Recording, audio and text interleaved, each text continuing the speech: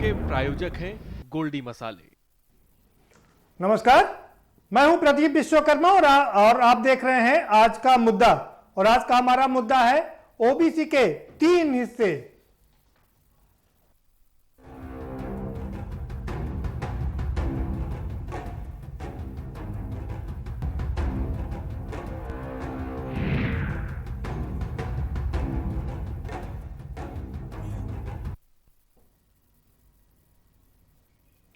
OBC के 3 हिस्से। दरअसल ये बात काफी लंबे समय से चली आ रही है कि जो पिछड़े वर्ग को आरक्षण मिलता है, 27% आरक्षण मिलता है, वो एक खास जाति को ज्यादा मिल जाता है और बाकी जातियां पीछे रह जाती हैं। दरअसल आरोप ये लगते हैं कि यादव और कुर्मी ही सारा ये मलाई खा जाते हैं और बाकी जो पिछड़ी जातियां हैं वो और पीछे रह जाती हैं। इसीलिए इस पर लगातार मांग उठती रही है कि इनको अलग अलग वर्गों में बांट दिया जाए। अब एक बार फिर से प्रदेश के मंत्री अनिल राजभर ने ये बात कह करके एक नई चीज शुरुआत शुरू कर दी है। उन्होंने कह दिया कि रिपोर्ट सबमिट हो गई है और अब ओबीसी को 3 वर्गों में बांटा जाएगा, पिछड़ा, अति पिछड़ा और अत्यंत पिछड़ा। दरअसल ये कोई पहली मर्तबा नहीं है कि जब इन वर्गों को बांटने की कोशिश की गई है। ये मामला काफी पुराना है। 2001 में जब उत्तर प्रदेश में भारतीय जनता पार्टी की सरकार थी और मुख्यमंत्री राजनाथ सिंह थे, तो उन्होंने ये एक समिति बनाई थी और उसमें ये सिफारिश की थी कि इनको 3 वर्गों में बांट दिया जाए। उसके बाद 2017 में केंद्र में भी इसको लेकर के मंथन हुआ था और खुद प्रधानमंत्री मोदी ने इनिशिएट लिया था। केंद्रीय कैबिनेट की बैठक की जो अध्यक्षता थी वो खुद प्रधानमंत्री कर रहे थे और उसमें फैसला लिया गया था कि इसमें इस पिछड़े वर्ग की जाति को 3 वर्गों में बांटा जाएगा और इसके लिए बाकायदा एक आयोग भी बनाया गया था। कहा गया था कि जल्द ही इसकी रिपोर्ट आएगी और उसको लागू कर दिया जाएगा, लेकिन अभी तक उस आयोग ने अभी तक अपनी रिपोर्ट ही सबमिट नहीं की है। उत्तर प्रदेश सरकार में कैबिनेट मंत्री रहे सुहेलदेव राजभर भी इस बात को लेकर के सरकार से नाराज हुए और उन्होंने अपना अलग रास्ता बना लिया। लेकिन अब सुहेलदेव को अब भाजपा के राष्ट्रीय अध्यक्ष को पटकनी देने के लिए एक बार फिर से त्रिस्तरीय फार्मूला लागू करने की बात की जा रही है। और इतना ही नहीं, राजा सुहेलदेव के मूर्ति पर माल्यार्पण प्रधानमंत्री से करवाया जाएगा बहराइच में, इसका भी इंतजाम किया जा रहा है। यानी कि एक बार फिर से पिछड़े वर्ग को बांट करके उनको संतुष्ट करने की कोशिश की जाएगी कि जिससे कि 2 अगली जो जातियां, पिछड़ों में जो 2 अगली जातियां हैं वो इसकी हिस्सेदारी ना ज्यादा कर पाए, बाकी लोगों को भी इसका हक मिले।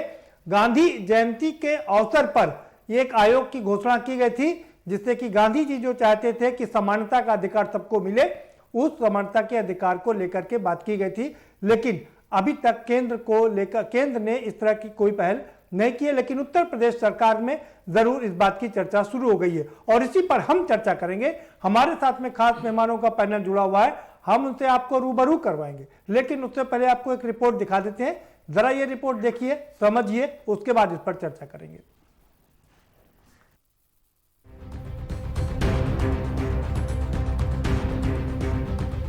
यूपी विधानसभा चुनाव 2022 से पहले यूपी में नए जातीय समीकरण की जमीन तैयार हो रही है। दरअसल यूपी में आरक्षण में बंटवारे का फॉर्मूला तैयार हो चुका है। अति पिछड़ा सामाजिक न्याय समिति ने अपनी रिपोर्ट सरकार को सौंप दी है। रिपोर्ट में ओबीसी और SC/ST आरक्षण कोटे में बंटवारे की सिफारिश की गई है। ऐसे में यूपी में चुनाव से पहले जातीय सियासत फिर गर्मा गई है। उत्तर प्रदेश की योगी सरकार पिछड़े वर्ग को मिलने वाली 27% आरक्षण में बड़ा फेरबदल करने जा रही है। प्रदेश के पिछड़ा वर्ग कल्याण मंत्री अनिल राजभर ने खुद मंगलवार को कहा कि सरकार जल्द ही 27% आरक्षण को पिछड़ा, अति पिछड़ा और अत्यंत पिछड़ा 3 भागों में बांटने जा रही है। ओबीसी के आरक्षण में पिछड़ों का हिस्सा बांटने की मांग को लेकर सुहेलदेव भारतीय जनता पार्टी के अध्यक्ष ओम प्रकाश राजभर ने बीजेपी से नाता तोड़ लिया था और मंत्रिमंडल से भी इस्तीफा दे दिया था। बीजेपी की एक अन्य सहयोगी पार्टी अपना दल आरक्षण में बंटवारे के पक्ष में नहीं है। अनुप्रिया पटेल इसका खुलकर विरोध कर चुकी है। उत्तर प्रदेश में ओबीसी के तहत 334 जातियां आती हैं। उत्तर प्रदेश पिछड़ा वर्ग सामाजिक न्याय समिति ने अपनी रिपोर्ट में 27% ओबीसी आरक्षण को इसके लिए 3 भागों में बांटने की सिफारिश की है। पिछड़ा वर्ग, अति पिछड़ा वर्ग और सर्वाधिक पिछड़ा। पिछड़े वर्ग में सबसे कम जातियों को रखने की सिफारिश की गई है, जिसमें यादव, कुर्मी जैसे संपन्न जातियां हैं। अति पिछड़ा में वो जातियां हैं जो कृषक और दस्तकार हैं, और सर्वाधिक पिछड़े में उन जातियों को रखा गया है जो पूरी तरह से भूमिहीन, गैर दस्तकार, अकुशल श्रमिक हैं। बीजेपी ने 2017 के चुनाव में गैर यादव ओबीसी समुदाय को अपने पाले में लाकर 14 साल के सत्ता के वनवास को खत्म कर दिया था। सरकार ने सत्ता में आते ही जस्टिस राघवेंद्र कुमार की अगुवाई में 4 सदस्यीय उत्तर प्रदेश पिछड़ा वर्ग सामाजिक न्याय समिति का गठन कर दिया, जिसकी रिपोर्ट 2019 में ही सरकार को सौंपी जा चुकी है, लेकिन रिपोर्ट सार्वजनिक नहीं की गई। उत्तर प्रदेश की सियासत जाति के इर्द गिर्द सिमटी हुई है। यादव समुदाय जहां सपा का मजबूत वोट बैंक माना जाता है, तो कुर्मी और कुशवाहा समुदाय फिलहाल बीजेपी के साथ मजबूती से खड़ा है। बीजेपी की यूपी में सहयोगी अपना दल का आधार भी कुर्मी समुदाय है, जिसके चलते वो जातिगत जनगणना के आधार पर जिसकी जितनी हिस्सेदारी हो उसी अनुपात में आरक्षण की भागीदारी होने की बात करती रही है। सूबे के राजनीतिक समीकरण को देखते हुए योगी सरकार भी इस मुद्दे को 2 साल से ठंडे बस्ते में डाले हुए थी, लेकिन योगी सरकार के मंत्री अनिल राजभर ने इस मुद्दे को उठाकर एक बार ओबीसी आरक्षण के अंदर आरक्षण के जिन को जिंदा कर दिया है। ऐसे में देखना है कि योगी सरकार क्या ओबीसी आरक्षण को बांटने का फैसला चुनाव से पहले कर सकेगी। स्पेशल डेस्क, के न्यूज इंडिया।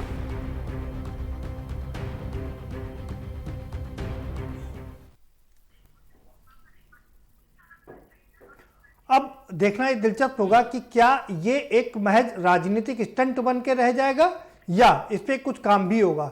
हालांकि सुभाषपा को अगर पटकनी देनी है तो उसके लिए इन पिछड़े लोगों को 3 वर्गों में बांटना ही होगा, और ये कोई नई बात नहीं है जो उत्तर प्रदेश सरकार करने जा रही है। इसके पहले भी 9 राज्यों में ऐसी व्यवस्था लागू है जहां पर 2 या 2 से अधिक वर्गों में पिछड़ी जातियों को बांट करके उनको आरक्षण दिया जा रहा है। और इतना ही नहीं, सुप्रीम कोर्ट भी इसको लेकर के रास्ता साफ कर चुका है कि उनकी तरफ से इसमें कोई भी दिक्कत परेशानी नहीं है। हम इसी पर चर्चा करेंगे कि क्या ये एक राजनीतिक स्टंट है या वाकई सरकार इस बार गंभीर है पिछड़े वर्गों को बराबर से लाभ दिलाने के लिए। हमारे साथ में खास मेहमान हैं, हम उनसे आपका परिचय करा देते हैं। हमारे साथ एसपी यादव साहब जुड़ चुके हैं, समाजवादी पार्टी के बहुत वरिष्ठ नेता हैं, कैबिनेट मंत्री रह चुके हैं पिछली सरकार में। बहुत स्वागत है एसपी यादव साहब आपका। और सुभाषपा के हमारे साथ में अरुण राजभर जुड़ चुके हैं, राष्ट्रीय महासचिव हैं, आपका भी बहुत स्वागत है अरुण राजभर जी। लखनऊ स्टूडियो से हमारे साथ में राजनीतिक विश्लेषक के तौर पर doctor SP Sahu, doctor DR Sahu भी हमारे साथ में जुड़ चुके हैं, आपका भी बहुत स्वागत है। सीधा रुख करेंगे अरुण राजभर की तरफ। अरुण राजभर, आपकी पार्टी और लगातार ये मांग करती रही है कि आरक्षण को सामान्य रूप से सभी जातियों में ऐसा बांटा जाना चाहिए जिससे कि सबको इसका लाभ मिल सके। अब भारतीय जनता पार्टी के आप ही के बिरादरी के मंत्री ने ऐलान कर दिया है कि सरकार इसको 3 वर्गों में बांटने जा रही है, क्या कहेंगे आप? तो मैं आपको धन्यवाद देना चाहूंगा कि आपने पुनः इस मुद्दे को चर्चा में शामिल किया, और जिनके द्वारा ये चर्चा शुरू कराई गई है, मैं आपको याद दिला दूं कि 2017 में जब भारतीय समाज पार्टी ने भारतीय जनता पार्टी की सरकार बनाया था, तो इसी मुद्दे को लागू कराने के लिए सरकार बनाया था। और माननीय ओम प्रकाश राजभर जी लगभग जब सरकार बनी 6 महीने के ही अंदर इस प्रक्रिया में लग गए कि इस रिपोर्ट को किसी तरीके से लागू करा दिया जाए, ताकि जो अति पिछड़े वर्ग के लोग हैं, जिनकी भागीदारी सामाजिक स्तर पर, राजनीतिक स्तर पर, धार्मिक स्तर पर, सांस्कृतिक स्तर पर, शिक्षण संस्थाओं में, तमाम विभागों में जो नहीं हो पाती है, उसको ये न्याय दे सके। लेकिन ये जो आज बात बोल रहे हैं, ये 3.25 साल कहाँ थे? सवाल नंबर ये कहाँ खड़े थे? अब ये विरोध कर रहे थे। और माननीय ओम प्रकाश राजभर जी सदन में चर्चा कराया कि जो अत्यधिक पिछड़े वर्ग हैं, जो पिछड़े वर्ग के लोग हैं, जो सर्वाधिक पिछड़े वर्ग के लोग हैं, जो आजादी के 74 साल गुजर जाने के बाद भी सिपाही, दरोगा, बाबू, चपरासी, लेखपाल, DM, SDM, doctor, master, engineer, collector नहीं बन पाते हैं, उन बिरादरियों को, उन जातियों को सामाजिक स्तर पर आगे उठाया जाए। 3 अक्टूबर 2013 को एक रिपोर्ट हाई कोर्ट ने, इलाहाबाद हाई कोर्ट ने सौंपी थी, एक जजमेंट दिया था कि जो पिछड़े वर्ग में जो मजबूत जातियां हैं वो अति पिछड़े वर्गों के अधिकार को बड़ी संख्या में लूट रही है, चाहे नौकरियों में हो, चाहे सरकारी संस्थानों में हो, चाहे शिक्षण संस्थानों में, हर क्षेत्रों में ये लूटने का काम कर रही है। तो जिनको आबादी से अब ज्यादा आरक्षण मिल गया उनको रोक लगाई जाए और जो आबादी से अभी तक आरक्षण नहीं पाया उनको आरक्षण दिया जाए।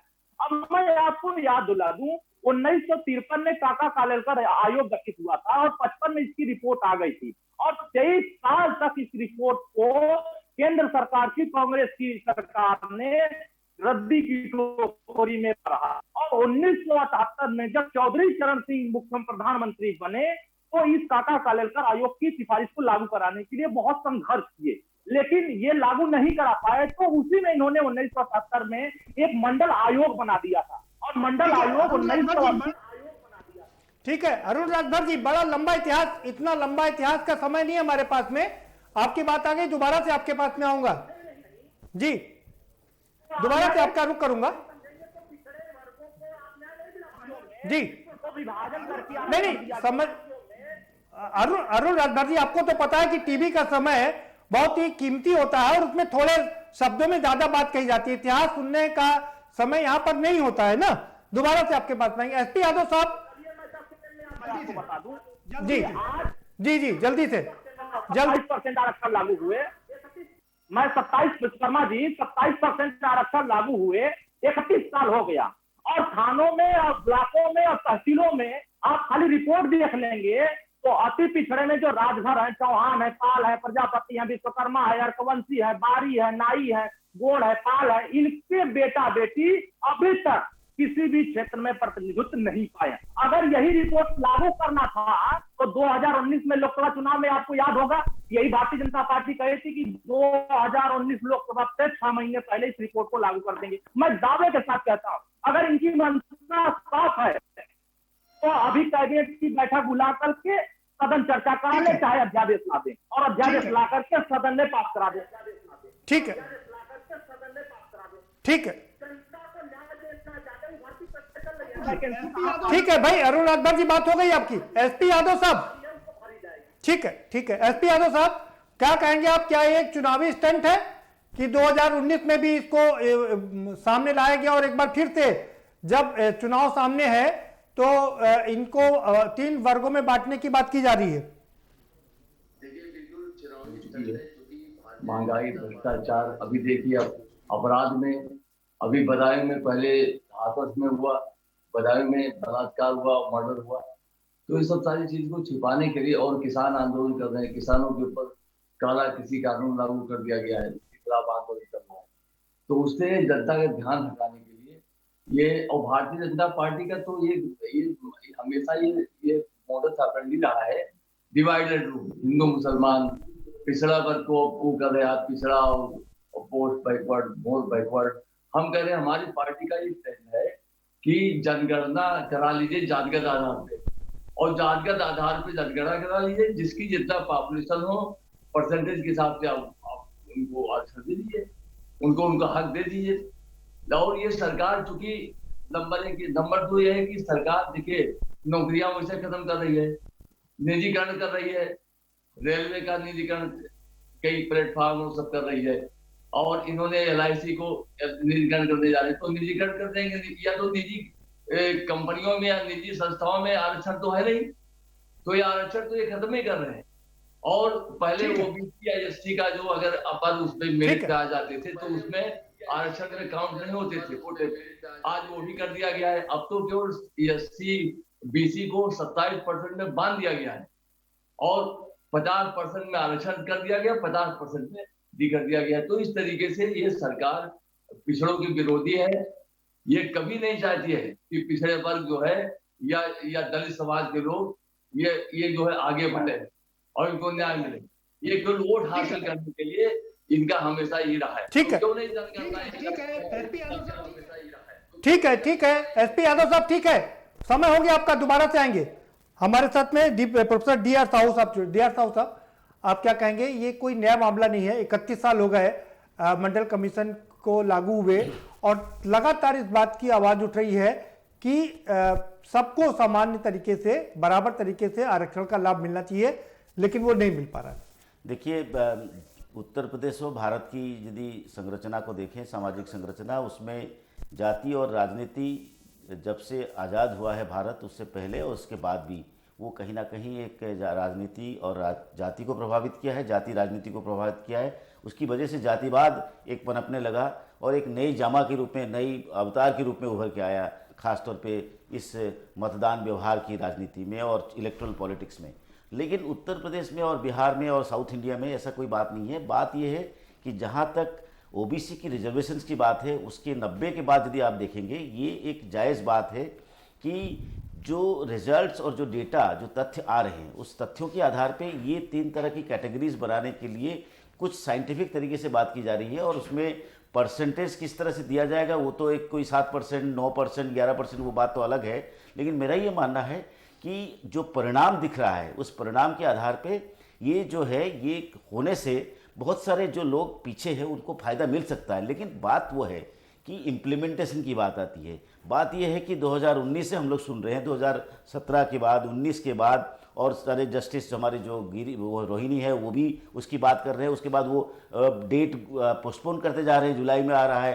तो ये इस तरह की बातों से हमको ये लगता है कि कहीं ना कहीं इसके लिए एक जो political will, strong political will की ज़रूरत है और उसके आधार पे इसको किया जा सकता है। उसमें करने से इसमें ये बात है कि प्रत्यक्ष रूप में दिखाई देता है कि ये जाति के साथ कोई संबंध नहीं, सामाजिक सोशल कैटेगरीज को, सामाजिक बराबरी की बात कर रहे, भागीदारी की बात कर रहे और साझेदारी की बात कर रहे। लेकिन कहीं ना कहीं जब चुनाव की बात को यदि हम देखें तो उसमें कहीं ना कहीं अप्रत्यक्ष रूप में ये कहीं ना कहीं जुड़ा हुआ है। तो इसको देखते हुए हम ये कहना चाहते हैं, ये इम्प्लीमेंटेशन हो जाए तो समस्याएं हल हो जाएगी। तो लेकिन इम्प्लीमेंटेशन की बात सरकार के ऊपर है, तो सरकार की मानसिकता के ऊपर निर्भर करता है। जी, सरकार की मानसिकता पर निर्भर करता है कि वो क्या करेगी। हमारे साथ एक और खास मेहमान जुड़ चुकी हैं, कांग्रेस की प्रवक्ता, वरिष्ठ प्रवक्ता है सुचि विश्वास। सुचि जी, क्या आपको आवाज मिल रही है? आपको आवाज मिल जी, सुचि जी, अगर आपको आवाज मिल रही हो तो उत्तर प्रदेश की सरकार ने एक बार फिर से अति पिछड़ों पर दांव लगाया है और उनको पिछड़े जो 27% का आरक्षण है उसको 3 वर्गों में बांटने की बात की जा रही है। क्या कहेंगी आप?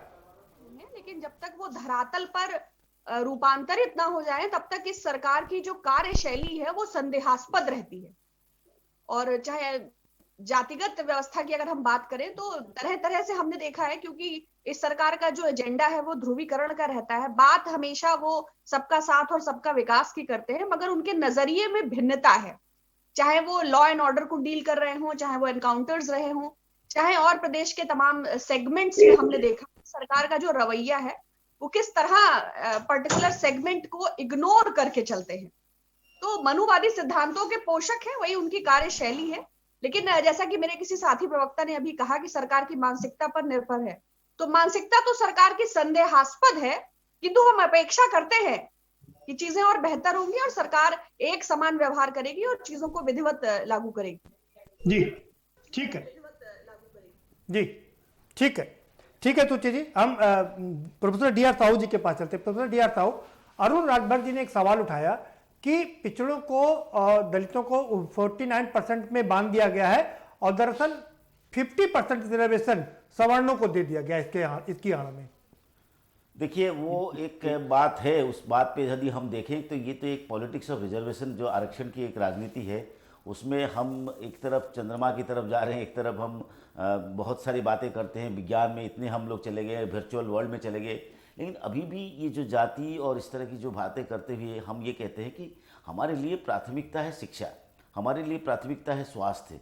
और उस तरह की विकास के लिए यदि हम शिक्षा और स्वास्थ्य की बात करते हैं, आज यदि हम इस तरह की चीज़ों पे ध्यान देते, हो सकता है इन सभी चीज़ों की ज़रूरत नहीं पड़ती जो आरक्षण की बात कर रहे हैं। बात कहीं पे आता है तो ये जो अत्यंत पिछड़े हैं, अति पिछड़े हैं, ये कारण क्या है, उसकी जो बैकवर्डनेस और पिछड़ेपन का कारण को यदि हम देखें एक समाजशास्त्री के रूप में, तो हमको दिखता है अपॉर्चुनिटी या अवसर की अभाव। जी। और दूसरा तो इसीलिए तो साहब इसीलिए तो कहा जा रहा है ना कि उनको अपॉर्चुनिटी या अवसर नहीं मिलता है, उनको अवसर मिले इसलिए तो उन्हें रिजर्वेशन दिया जा रहा है, बिल्कुल सही जिससे है, कि बराबरी का हिस्सा पा सके तो उनको मुख्य धारा में लाया जा सकता जी, है। जी। लेकिन मुख्य धारा की जो आप कह रहे हैं कि मुख्य धारा में ये लोग वंचित हो रहे हैं क्योंकि वो सामाजिक रूप में, आर्थिक रूप में, राजनीतिक रूप में जो प्रभु जात के लोग हैं, जो ओबीसी के, वो लोग उसको फायदा उठा रहे हैं जी। लेकिन इसको नहीं, मेरा सवाल दूसरा था।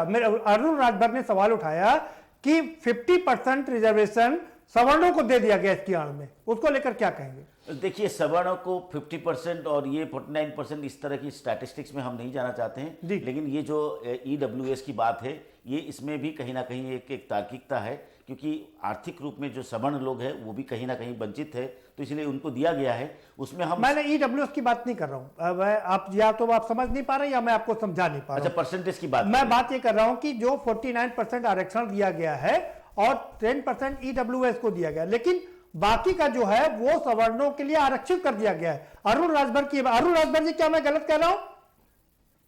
एक तरफ पिछड़ों की आबादी पूरे देश में 60% है और 51% अकेले खाली यह ले रहे हैं, जिनकी आबादी 15% है, और अलग से 10% लेकर के 51% में मजा ले रहे हैं कि शिक्षण संस्थाओं में, राजनीति में, तमाम नौकरियों में यही प्रतिनिधित्व पा रहे हैं, और पिछड़े वर्ग और दलित समाज के लोग खाली मंथन कर रहे हैं कि हमको मिलेगा, जबकि मिल नहीं पा रहा है।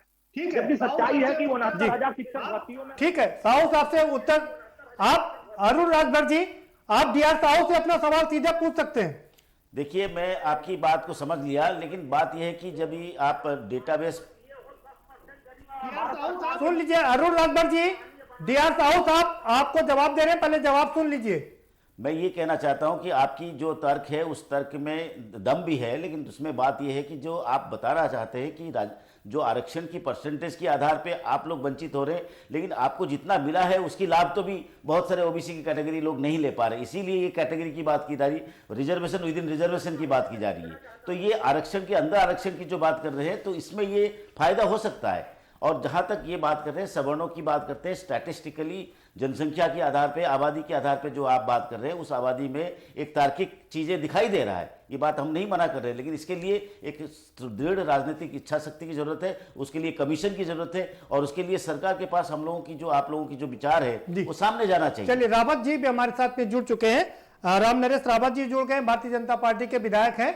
बहुत स्वागत है राम नरेश रावत जी आपका। जी भैया। राम नरेश जी, अगर आपको आवाज मिल रही हो, सवाल ये है कि जब जब चुनाव आते हैं, ये सवाल खड़ा हो रहा है, जब जब चुनाव आते हैं तब तब आपको अति पिछड़े याद आते हैं और उनको लाभ दिलाने के लिए आप 3 वर्गों में बांटने की बात करने लगते हैं। देखिए, ऐसा है भाई साहब, चुनाव नहीं, माननीय राजनाथ सिंह जी ने आज के 20 साल पहले सामाजिक न्याय समिति की सिफारिशें लागू किया था। माननीय हुकुम सिंह की अध्यक्षता में सामाजिक न्याय समिति की सिफारिश लागू हुई थी। रमापत शास्त्री जी और दयाराम पाल जी उसके मेंबर थे। हम अरुण जी का रुख करेंगे। अरुण राजभर जी, सवाल ये उठता है कि अब चूंकि आपने सरकार से भागीदारी इसीलिए खत्म की थी कि तीनों वर्गों को सामान्य रूप से आरक्षण मिले, अब चूंकि सरकार वो करने जा रही है, जैसा कि वो अनिल राजभर ने कहा, तो अब आपका क्या स्टैंड होगा? करके 2021 आ गया है और विधानसभा में चर्चा हुई थी। सुरेश खन्ना जी माननीय मंत्री थे, संसदीय कार्य मंत्री, उन्होंने स्पष्ट आश्वासन दिया पूर्व के सदन में कि हम 3 महीने के अंदर हम परीक्षण करा करके हम इस रिपोर्ट को लागू कर देंगे। लागू नहीं हुआ, साल कितना बीता? 2 साल 5 महीना बीत गया। अब ये जो कहते हैं वो करते नहीं है। देखिए, ये जो आवाज उठाए हैं, जिन्होंने सवाल जिसका नाम ले रहे हैं, ये 22 मार्च 2015 को कहे थे कि हमारी सरकार बनेगी तो हम आरक्षण देंगे। अच्छा, दूसरी बात, ठीक है अरुण राजभर जी, रावत जी हमारे साथ जुड़ चुके हैं, उनसे जवाब ले लेते हैं जी। हम फिर से आपसे यही सवाल पूछेंगे, दोहराएंगे, ठीक है? नहीं, आप लोग कंक्रीट सीधा सीधा उत्तर दिया आ रहे हो। अरुण राजभर जी, हमारे साथ राम नरेश रावत जी जुड़ चुके हैं, जरा उनका रुख कर लेते हैं। राम नरेश रावत जी, क्या आपको आवाज मिल रही है? हाँ, मिल रही है। राम नरेश रावत जी, अरुण राजभर आरोप लगा रहे हैं कि जो आप कहते हैं वो करते नहीं है और जो आप करते हैं वो कहते नहीं है, और एक बार फिर से पिछड़ों को 3 वर्गों में बांटने का ऐलान कर दिया। ये तो माननीय राजनाथ सिंह जी ने आज के 20 साल पहले बांट दिया था। और हमारा कहना, अरुण राजभर जी से मेरा निवेदन है कि मैं भी राजपासी हूँ। पासियों में भी बहुत विभिन्न प्रकार के उपजातियां हैं। ये मेरे भाई हैं। ये पिछड़े वर्ग में चले गए, मैं अनुसूचित जात में रह गया। तो इसलिए इनसे मेरा कहना है कि भैया अपने वर्गों को तो ध्यान रखो, सबको लेकर के साथ चलो। खाली राजभर पिछड़े वर्ग में नहीं है, लोधी समाज है, 16 उपजातियों को मुलायम सिंह ने जो बांटा था। जी, हम ये बात करेंगे, लेकिन आपसे ये समझना चाहेंगे, आप स्वयं कह रहे हैं 20 साल पहले खुद उस समय के तत्कालीन मुख्यमंत्री राजनाथ सिंह ने ये बात शुरू की थी, लेकिन ये आज तक लागू क्यों नहीं हो पाई? उत्तर प्रदेश की सरकार को 4 साल हो गए, होने वाले हैं। बाद में बसपा सरकार आई, सपा सरकार आई। बसपा की बहन मायावती जी ने विधानमंडल दल में ला करके, मैंने उसका ठीक से अध्ययन किया है, उन्होंने ला करके दोनों विधानमंडलों में, मतलब विधानसभा और विधान परिषद में ला करके उसको खारिज ही करा दिया था। बहन मायावती जी की नियत साफ नहीं थी, इसलिए उन्होंने उस उत्तर प्रदेश में पिछले 4 साल से आपकी सरकार है। मैं सवाल ये पूछ रहा हूं, पिछले इन 3.25 साल में ये लागू क्यों नहीं हुई? इसलिए लागू नहीं हो, बहन मायावती जी ने विधानमंडल दल में ला करके, विधान परिषद और विधानसभा में ला करके, इसमें बहन मायावती कहां से आ जाती है? पूर्ण बहुमत की सरकार आपकी है, 325 विधायक आपके पास में है। तो देखिए अब ये लागू होगा। जब सुप्रीम कोर्ट ने कह दिया कि उस पर मोहर लगा दिया, तो अब आरक्षण में आरक्षण होना भी चाहिए।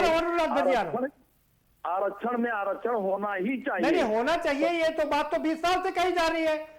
आप ही ने कहा कि राजनाथ सिंह ने 20 साल पहले कही थी, लेकिन हुआ क्यों नहीं अभी तक? और दूसरी बात यह है, 11 अक्टूबर 2017 में केंद्रीय कैबिनेट में इसको पास किया गया था कि पूरे देश में लागू किया जाएगा। आयोग भी बनाया गया था, वहां भी अभी तक कोई सुगबुगाहट नहीं है। अब देखिए लागू ही होगा। हमने सामान्य वर्ग में 10% का आरक्षण कर दिया गरीब सवर्णों के लिए। तो हम तो बिल पर बिल ला रहे हैं ताकि सारे समाज को समाज की मुख्य धारा में लेकर के खड़ा करें। लेकिन ये इनकी नियत में खोट है, कथनी और करनी में अंतर है। समाजवादी, बसपा और कांग्रेस तीनों में कथनी और करनी में अंतर है। कहते कुछ और, करते कुछ और। जी, विपक्ष तमाम पूरा विपक्ष आपको तमाम पूरा जो विपक्ष है वो आपके इस जो स्टंट है ना, उसको राजनीतिक स्टंट करार दे रहा है। नहीं, राजनीतिक कोई स्टंट नहीं था। हम समाज के सारे वो लोग जो सामाजिक दृष्टि से, आर्थिक दृष्टि से, राजनीतिक दृष्टि से पिछड़ गए थे, उनको समाज की मुख्य धारा में लाकर खड़े करने का हमारा संकल्प है। और निकट भविष्य में आप देखेंगे सामान्य वर्ग में आरक्षण में 10% कर दिया हमने। कितने साल और लगेंगे? 20 साल गुजर गए, क्या 20 साल और लगेंगे? वक्त एक ब्रेक का है। आऊंगा रावत साहब आपके पास दोबारा से, एक ब्रेक लेंगे। ब्रेक के पर आएंगे तो चर्चा के सिलसिले को आगे बढ़ाएंगे। खुद राम नरेश रावत जो बीजेपी के विधायक हैं कह रहे हैं कि 20 साल से ये बात चली आ रही है, और फिर सवाल ये होता है कि आखिर ये लागू क्यों नहीं होता है? क्या ये वाकई एक चुनावी राजनीतिक स्टंट है, या वाकई मंशा है इसमें कुछ करने की, कुछ दिलाने की? क्योंकि केंद्र में भी जैसा हमने बताया कि खुद मोदी जी की अध्यक्षता में कैबिनेट की बैठक हुई थी, उसका फैसला लिया गया था, आयोग भी बनाया गया था, लेकिन उस आयोग में सदस्य ही नहीं है जो इन आंकड़ों को मंगवा सके। तो अब क्या कितने और साल लगेंगे? क्या वाकई अगले चुनाव से पहले, उत्तर यूपी चुनाव से पहले ये रिपोर्ट लागू हो पाएगी? ये अपने आप में सबसे बड़ा सवाल है। चर्चा जारी रखेंगे, लेकिन एक ब्रेक के बाद।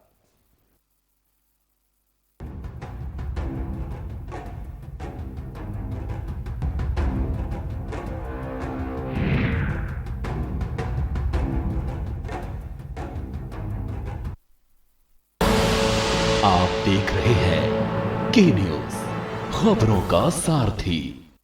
मस्त है, बड़े मस्त है, टेस्ट में भी लज्जत है। बावर्ची की सोया बड़ी, बावर्ची न्यूट्री सोया बड़ी, और टेस्ट में बड़े मस्त है। GGS Education Group launches 20% discount on academic fee of courses MBA, BBA, BCA, BFSI and GM D Pharma, B Pharma offers best infrastructure, best transport facility, best academic service, and best placement service. Register today to avail 20% discount. Call 9971 496 497 or visit the campus Kanpur Lucknow Highway near Unnao. GGS Education Group.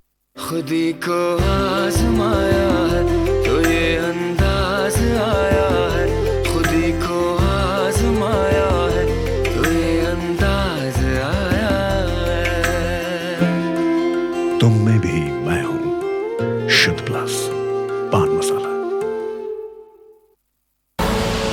आप देख रहे हैं के news, खबरों का सारथी।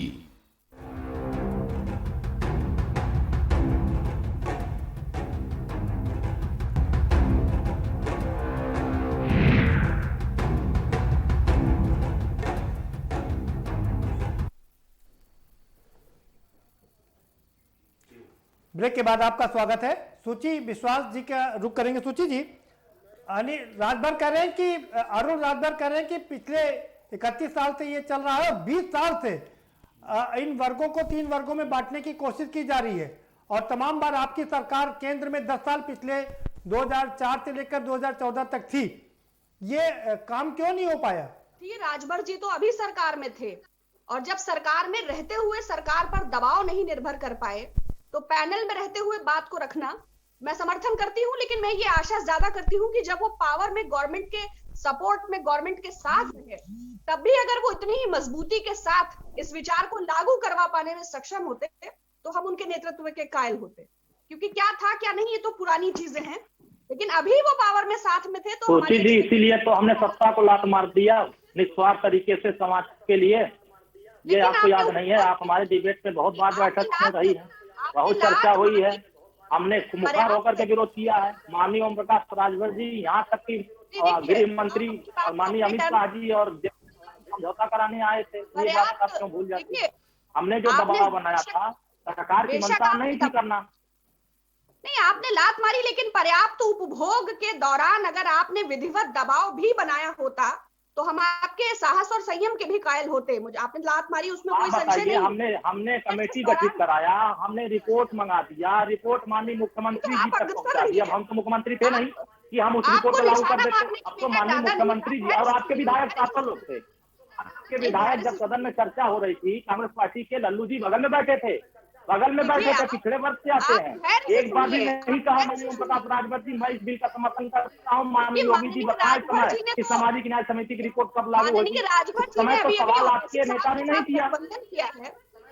सत्ता प्राप्ति की बात छोड़िए, अभी पिछड़े वर्ग की बात हो रही है। छात्रवृत्ति के सवाल पर जब चर्चा हो रही थी, इस प्रतिपूर्ति के सवाल पर जब चर्चा हो रही थी कि 150 करोड़ रुपए का किसानों का काट दिया गया है, 350 करोड़ खत्म कर दिया गया, तो आपने विरोध नहीं किया। आपने तो खाली चुपचाप मार करके आपका एजेंडा ही दूसरा है। आप मुझे ये बताइए कि जब मैं आपकी जी मुझे बताइए कि जब मैं इस मुद्दे पर चर्चा कर रहा था कितनी बार आपने समर्थन किया? आप प्रवक्ता की भांति व्यवहार करें, आप प्रवक्ता की भांति व्यवहार करें, एंकर का कार्य एंकर पर छोड़ दें। जी बिल्कुल ठीक बात है। जी बिल्कुल ठीक बात है।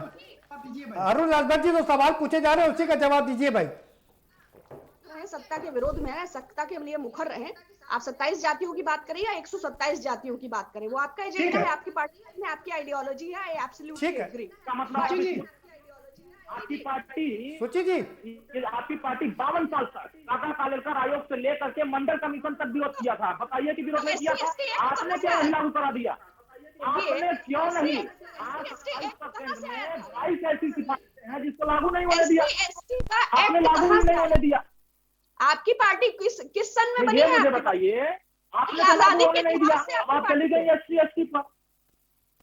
इसीलिए मैं पूछ रही हूँ, आधार पर नहीं है, समाज के बराबरी के आधार पर जिसकी जितनी संख्या है उसकी भागीदारी के सवाल पर हमने पार्टी बनाया। आपका जीवन काल है,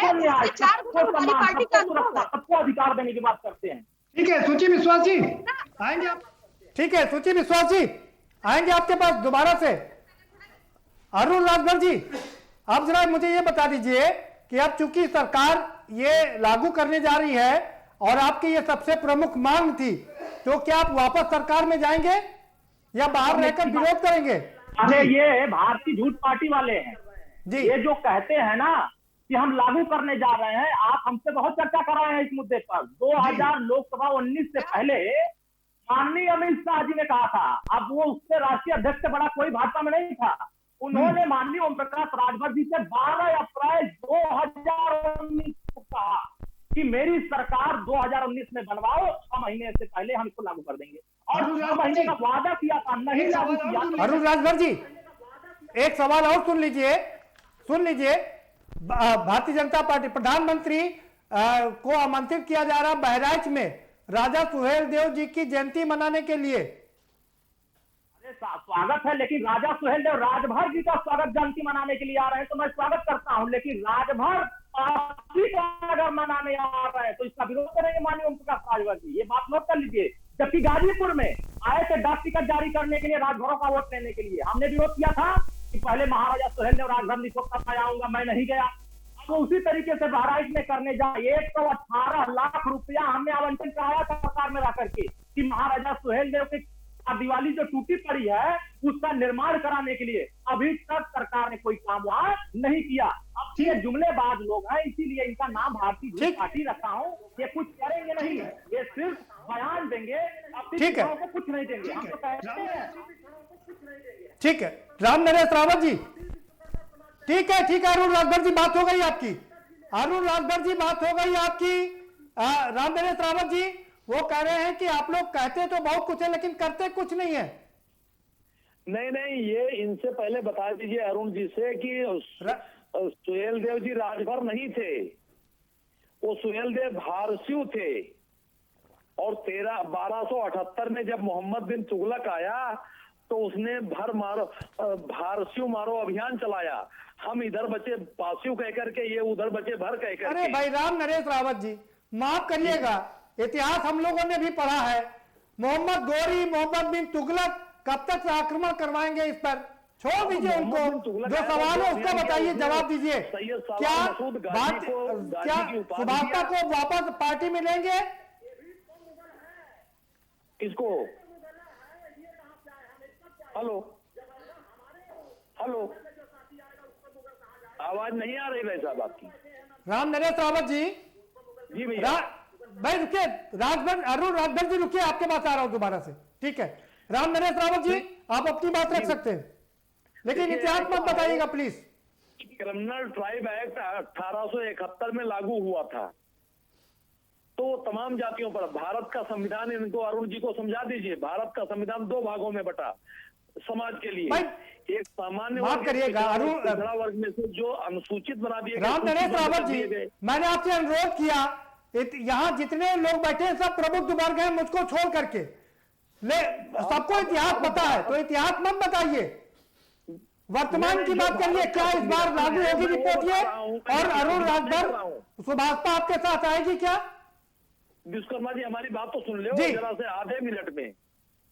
भारत का संविधान 2 भागों में बटा। जी बताइए। सामान्य वर्ग और पिछड़ा वर्ग। पिछड़े वर्ग में जो बहुत से कमजोर लोग थे उनको सूचीबद्ध कर दिया गया, इसीलिए अनुसूचित कहा गया। कुछ लोगों के मिसलेनियस में डाल दिया गया। भाई राम नरेश रावत जी, आपसे जो सवाल पूछा जा रहा है उसका जवाब नहीं दे रहे आप इधर उधर घुमा रहे हैं। क्या 2022 के चुनाव के पहले ये रिपोर्ट लागू होगी? सीधा सवाल। भाई चुनाव आते हैं और चुनाव जाते रहेंगे। प्रजातंत्र में तो चुनाव का ही मतलब है प्रजा का शासन प्रजा के लिए, प्रजा के द्वारा है। हम प्रजा को उसकी मूल बात नहीं बताएंगे तो कैसे काम चलेगा? ओहो राम नरेश रावत जी, माफ करिएगा, आप इतना मुझे कहते हुए लग रहा है आपके पास ज्ञान का इतना भंडार है और सारा आप यहीं पर उड़ेल देना चाह रहे हैं। भाई टू द पॉइंट बात कर लेते हैं। सवाल यह है कि क्या सुभाषपा वापस आपकी पार्टी में आएगी? देखिए, आरक्षण के लिए 3-4 जो कमेटियां बनी महत्वपूर्ण है। अनंत सैनम अयंगर आयोग सबसे पहला सन 1952 में लागू हुआ। काका कालेलकर आयोग लागू हुआ। उसके बाद में डॉक्टर छेदी। माफ करिएगा रावत साहब, मैं बहुत ही उससे कह रहा हूं, आप बार बार इतिहास, भूगोल, ज्योग्राफी, हिस्ट्री सब कुछ बता रहे हैं लेकिन सवाल का जवाब नहीं दे रहे। आपके पास दोबारा से आऊंगा।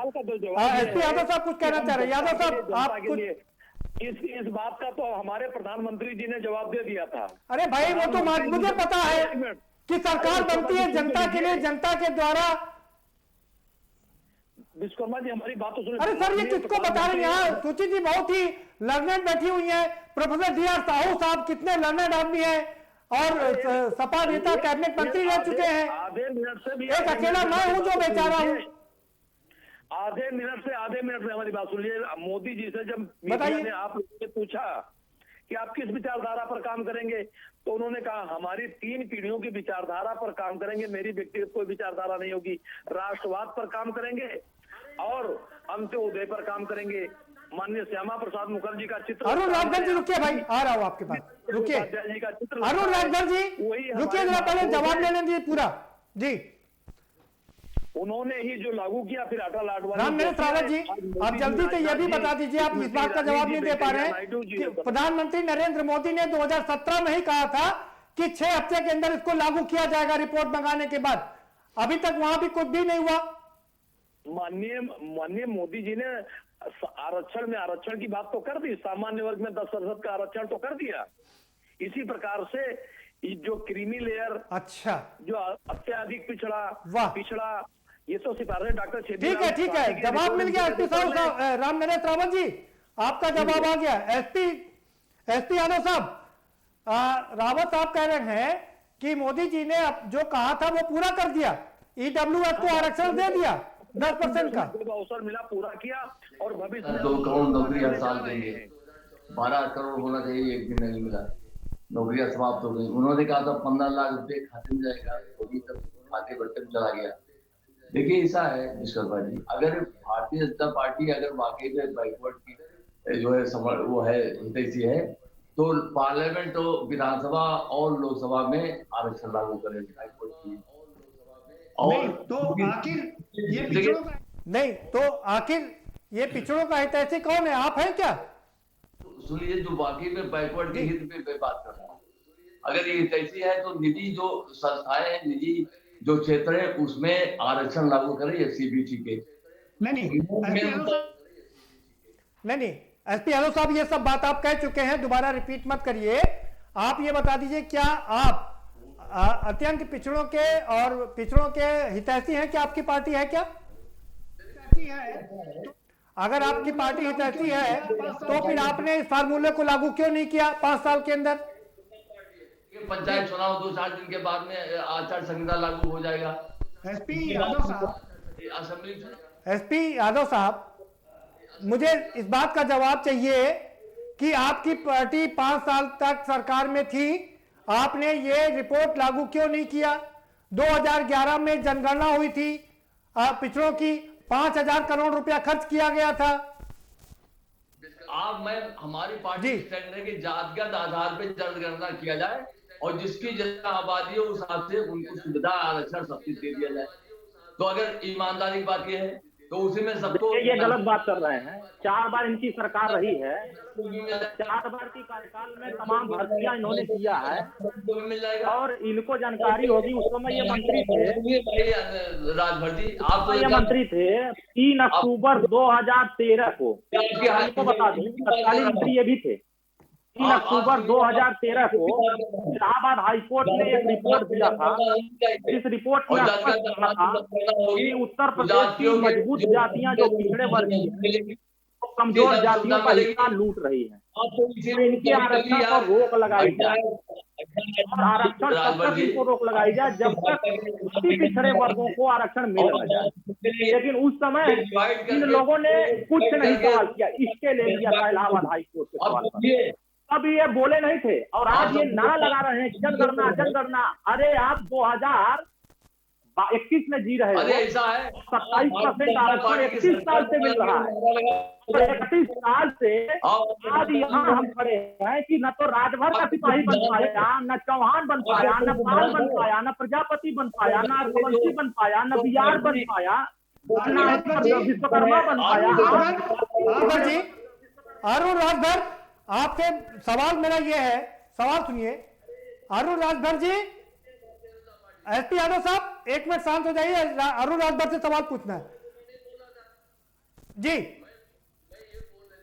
हाँ अरुण राजभर जी, आप शांत हो जाइए भाई। एसपी यादव साहब को अपनी बात पूरी करने दीजिए जी। हम तो मांग कर रहे हैं इसमें अरे सबको तो आपको आपकी सरकार हम बनाना चाहते थे। पहले बात पूरी होने, अरुण राजभर जी पहले बात पूरी होने दीजिए।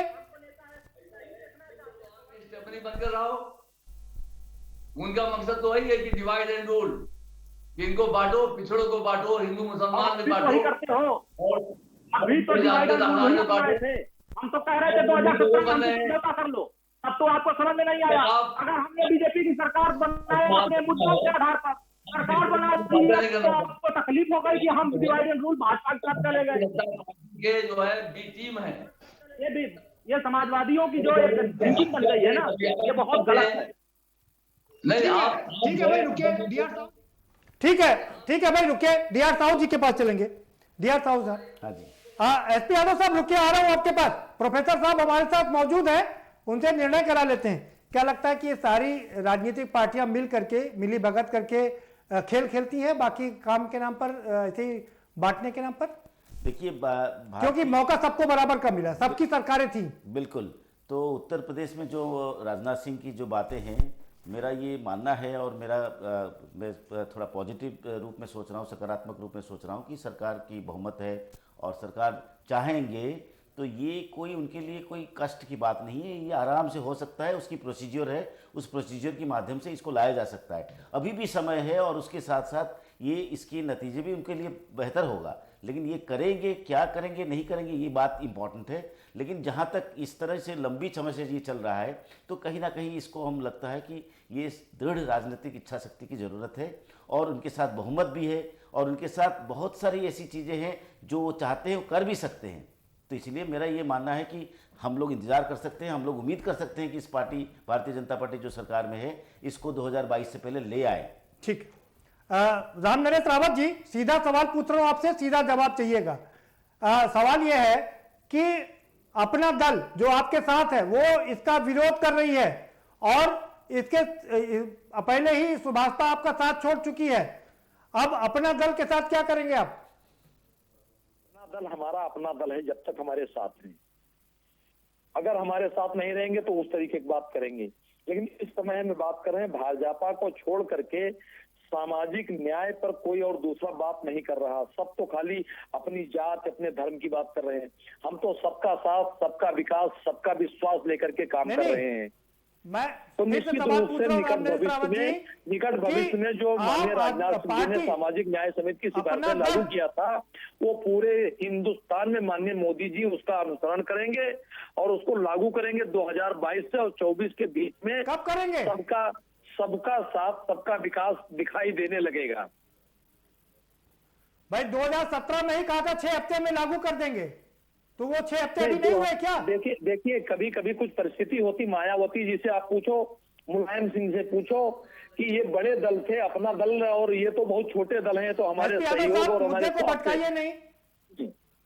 लेकिन एक चीज ये तय है, मुद्दे को मत भटकाइए नहीं। अगर रुकिए भाई साहब, अगर हम इनके हमारे साथ नहीं आते तो ना अपना दल का कोई अस्तित्व था और ना राम नरेश रावत जी का कोई अस्तित्व था। ठीक है, सूची विश्वास, हेलो, ठीक है सूची विश्वास जी, हमारे कंधे पर चढ़ करके वही स्थिति है कि कंधे पर चढ़ करके हमको गाली दे रहे हैं। हम राजभर साहब हो या फिर अकाली दल की हरसिमरत कौर, जब स्टेपनी बनने की जरूरत होगी और पार्टी को पावर में लाना होगा तो ये छोटे मोटे दल भारतीय जनता पार्टी के एजेंडे को कभी साथ रह के और कभी बाहर रह के कार्य करते हैं। और जहां तक बात कांग्रेस पार्टी की है तो एक रूपता को हमने हमेशा, समावेशिता को, आर्थिक असमानता को दूर करने के लिए, बात किसानों की हो या नौजवानों की हो, बात शेड्यूल्ड ट्राइब्स की हो, शेड्यूल्ड कास्ट की हो, दलितों की हो, अल्पसंख्यकों की हो, कांग्रेस ने हमेशा समान व्यवहार किया है। आज भी हम उसी के पक्षधर हैं। किंतु भारतीय जनता पार्टी नहीं, आपका स्टैंड क्या है ये क्लियर कर दीजिए। नहीं, आपका स्टैंड क्या है ये क्लियर कर दीजिए। आपका स्टैंड क्या है इसको लेकर के? सरकार इसको लागू करेगी तो हमें कोई इस पर आपत्ति नहीं है, लेकिन जिन आपने उदाहरण दिए, राजभर साहब बार बार बीच में इंटरप्ट कर रहे हैं। एक पैनलिस्ट के तौर पर उन्हें दूसरे के विचारों को भी सम्मान देना चाहिए। बिल्कुल ठीक बात, बिल्कुल सही बात, बिल्कुल ठीक बात। आज पावर में कल होंगे नहीं होंगे, बट व्हाटएवर इट इज, सबको अपनी अपनी बात को रखने का अधिकार। बिल्कुल ठीक बात का यही सौंदर्य है। आप सत्ता बिल्कुल में ठीक रहें, बात। सत्ता के विरुद्ध रहें, सत्ता का साथ दें, लेकिन अपने मूल्यों का अवमूल्यन न करें, ये आवश्यक है। तो हमारी जी। पार्टी का तो हमेशा से एक ही स्टैंड है कि भाई एकरूपता जी। स्थापित हो, समाज में शांति हो। लेकिन हाँ, अन्य जो छोटे दल हैं, जो भी आपने जिक्र किया, चाहे अपना दल का किया हो, चाहे ये मौके और आधार के उसी डिवीजन, कभी वो भारतीय जनता पार्टी के साथ रह के उनके एजेंडे को बढ़ाते हैं और कभी उनसे अलग होकर उनके एजेंडे को बढ़ाते हैं। किंतु वो कितना पक्षधर है, क्योंकि भारतीय जनता प्रधानमंत्री जी स्वयं सफाई कर्मियों का करते हैं और उसको मैनेजमेंट, फिर जब सफाइयों की गैस में ड्रेनेज से मृत्यु होती है तो उनको मुआवजा तक नहीं मिलता है। कितने कोरोना वॉरियर्स ऐसे रहे जिनको सरकार ने जिनकी अनदेखी की। तो जातिगत तो है ही, मुश्किलें हैं बहुत ज्यादा, लेकिन सरकार का रवैया अस्पष्ट है, ये थोड़ा दुखद है। ठीक है, ठीक है, ठीक है। राम नरेश रावत जी, वो कांग्रेस आपके साथ में है, लेकिन आपका रवैया अस्पष्ट है। वो भी आरोप लगा रही है कि आप सिर्फ चुनाव को देखते हुए ये सब सुगुफा जो छोड़ते हैं। मैंने पहले भी कहा चुनाव आते हैं जाते रहेंगे, लेकिन भारतीय जनता पार्टी अपनी दो विचारधारा लेकर, एक राष्ट्रवाद, और आप चुनाव जीतते रहेंगे, ऐसी बातें कह के। तो सुनिए, 5 अगस्त को राष्ट्रवाद लागू हो जाता है, 5 अगस्त को हमारी भारतीय संस्कृति लागू हो जाती है, और आने वाले समय में 5 ही अगस्त वो तारीख होगी जब सबका साथ, सबका विकास, सबको न्याय मिलेगा। अगली 5 अगस्त का इंतजार करिए, मेरा निवेदन है। और सब आत्मनिर्भर हो जाएंगे, सबके सब एक सेंटेंस आप बोल रहे हैं उनको आरक्षण मिलेगा। आत्मनिर्भर भी हो जाएंगे, जो समाज में पिछड़ गए हैं उनको समाज में मुख्यधारा में लाने का काम किया जाएगा। आरक्षण के अलावा भी बहुत कुछ काम सूची विश्वास और एसपी यादव साहब आरोप लगा रहे हैं, कभी आप सत्ता में रहकर और कभी आप सत्ता से बाहर रहकर अपना कद बढ़ाने की लगातार कोशिश करते हैं। संकल्प है। ठीक है रावत साहब, आ रहे हैं आपके पास। सबके घर में शौचालय होगा, सबके घर में गैस चूल्हा। राम नरेश रावत जी, आ रहे हैं आपके पास फाइनल कमेंट के लिए। हमने कांग्रेस पार्टी से समझौता किया था और अनुसूचित जाति में 17 जातियों को शामिल कराने के लिए माननीय सोनिया गांधी जी से हम लोगों ने बात किया था, राहुल गांधी जी से बात किया था। इन्होंने इन शब्दों में कहा कि छोटे से वोट के लिए अगर हम इन जातियों को अनुसूचित में कर देंगे तो ये पूरा अनुसूचित जाति हमारा विरोध करेगा, इस नाते हम नहीं करेंगे। एक कार्यक्रम भी लखनऊ में हुआ था 31 दिसंबर 2008 को, जिसमें झूलालाल पार्क में जो लखनऊ का था, उसमें खत्म हो गया इस समय, उसमें हमने किया था। कांग्रेस पार्टी इस बात को ना कहे कि हमने तो सम्मान हमेशा दिया कि आप सबको लेकर के चलो और सबकी भागीदारी सुनिश्चित कराओ। 52 साल तक तो कांग्रेस ने कुछ नहीं किया, और भाजपा की सरकार ने, और 4 बार सपा 4 बार बसपा। आप उठाकर देखो किसी थाने में 4 बार सपा बसपा कार्यकाल में राजभर का एक भी दरोगा आप दिखा देंगे तो राजनीति करना बंद कर देंगे। एक भी तहसीलदार। अरुण राजभर जी, जरा अरुण राजभर जी, सवाल ये है, जरा मुझे ये बता दीजिए, क्या आपको भाजपा के विषय में पता नहीं था जो आपने उनके साथ मिलकर के चुनाव लड़ा, राजनीतिक फायदा लिया, 4 विधायक बनाए? सूची विश्वास का यही आरोप है आपके ऊपर। भरोसा भी हमको दिलाया गया था और भरोसे पर हमने समझौता किया था। किसी के घर में बैठ करके नहीं भरोसा ले सकते, किसी की बात पे भरोसा कर सकते हैं। हमने भरोसा भी सरकार बनाया था और सरकार बना करके हम लड़ाई लड़ रहे थे। आप बताइए कितने पिछड़े समाज के नेता इस लड़ाई का साथ दिए? एक भी नेता अति पिछड़े का विधायक नहीं साथ दिया। अरुण राजभर जी आपके पास, ठीक है, ठीक है अरुण राजभर जी आपके पास आएंगे। एसपी यादव साहब, आपका क्या नजरिया है इस समय इसको लेकर के? अरुण जी, बात हो गई आपकी, आप अच्छे जोशीले प्रवक्ता है, राष्ट्रीय महासचिव है, ये अच्छी बात है, लेकिन दूसरों की बात सुनना भी अच्छी बात है, जैसा सुची जी और एसपी यादव साहब कह रहे हैं। एसपी यादव साहब, आप बताइए आपका नजरिया क्या है इन सबको लेकर के? मंत्री थे तब भी 17 को अनुसूचित जाति में शामिल प्रस्ताव पारित हुआ था।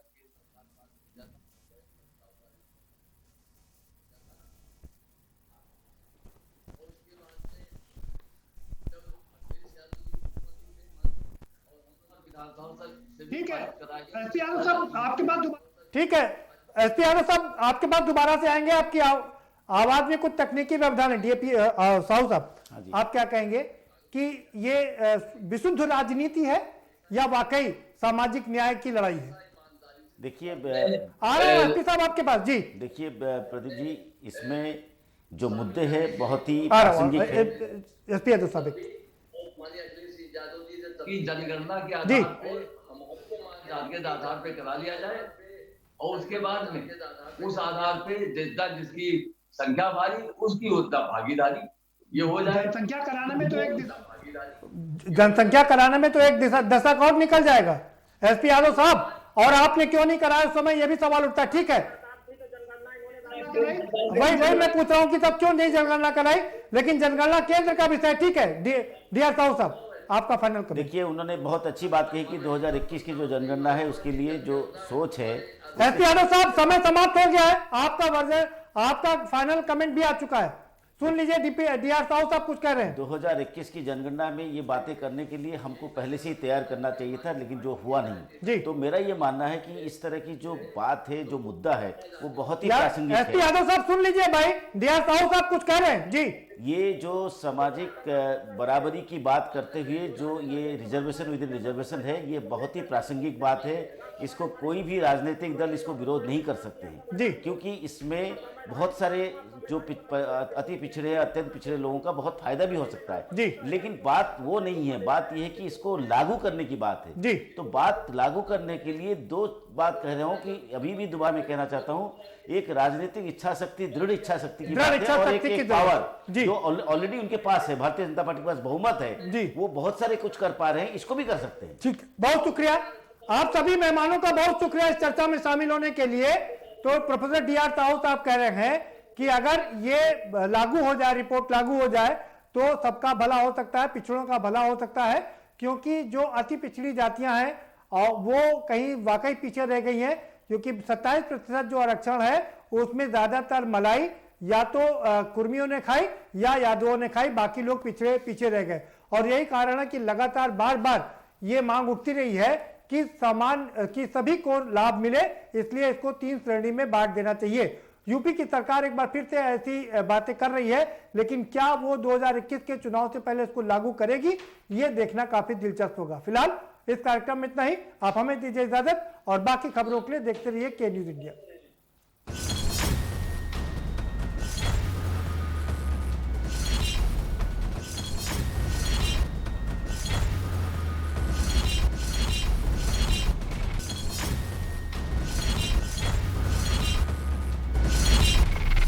इस कार्यक्रम के प्रायोजक हैं गोल्डी मसाले।